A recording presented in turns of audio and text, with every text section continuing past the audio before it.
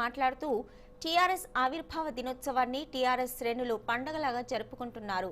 21 ఏళ్లు పూర్తయిన హెచ్ఐసిసిలో ప్రతినిధుల మహాసభను ఏర్పాటు చేయాలని నిర్ణయించామన్నారు.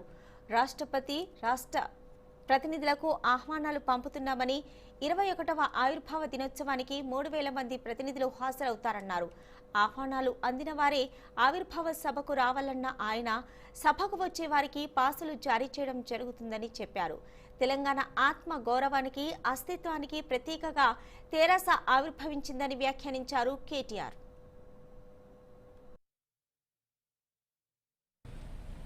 వార్షికోత్సవానికి ఉండే ప్రాధాన్యత ఏమంటే ప్రతి సంవత్సరం మాదిరిగానే ఈ ప్లీనరీలో మరి రాజకీయ అంశాలు చర్చకు వస్తాయి, రాజకీయ తీర్మానాలు ఉంటాయి.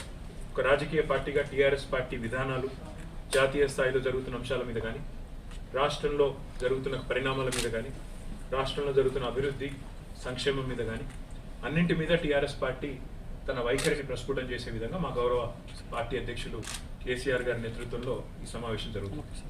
ఈ సమావేశం దయచేసి నేను టీఆర్ఎస్ పార్టీ కార్యకర్తలను కోరేదేమంటే, ఎవరెవరికైతే ఆహ్వానాలు వస్తాయో, ఎవరెవరైతే ఇక్కడ పార్టీ జనరల్ బాడీ సమావేశం కాబట్టి వారు మాత్రమే హాజరు కావాల్సి ఉంటుంది.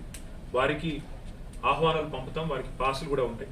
మిగతా వారు వచ్చినా కొంత అసౌకర్యం ఉంటుంది. ఎందుకంటే గ్రామాల్లో, అదేవిధంగా పట్టణాల్లో, వార్డుల్లో, మండలాల్లో, నియోజకవర్గ కేంద్రాల్లో, మున్సిపల్ పట్టణ స్థాయిలో ఎక్కడికక్కడ మరి జెండా ఆవిష్కరణ ఘనంగా జరపాలని పార్టీ యొక్క 21వ ఆవిర్భావ దినోత్సవాన్ని పురస్కరించుకొని ఎక్కడి వారు అక్కడ తెలంగాణ ఆత్మగౌరవానికి ప్రతీకగా ఉద్భవించిన టీఆర్ఎస్ పార్టీ, తెలంగాణ అస్తిత్వానికి శ్రీరామ లక్ష్య లాంటి టీఆర్ఎస్ పార్టీ, తెలంగాణ అంటేనే ఒక పర్యాయ పదంగా మారిన టీఆర్ఎస్ పార్టీ, తెలంగాణ వేరు టీఆర్ఎస్ వేరు అన్నట్టు కాకుండా టీఆర్ఎస్ అంటేనే చాలా ఊర్లలో ఈరోజు కూడా తెలంగాణ పార్టీ అంటారు. మరి అట్లాంటి తెలంగాణ అస్తిత్వానికి పర్యాయ పదమైన టీఆర్ఎస్ పార్టీ.